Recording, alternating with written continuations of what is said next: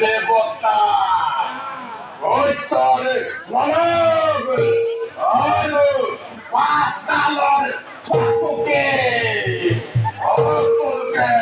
পরাজিত করিবার ভাবে অক্তি ধরিয়ে তালকা করে ক্ষমতা জয় করে জয় করাইয়া অমরাবতীর রাজশিক্ষা পদার্থে সে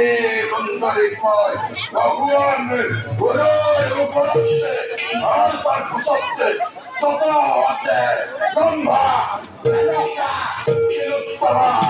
অন্তরকে অয়ন কৈফত করে মর্প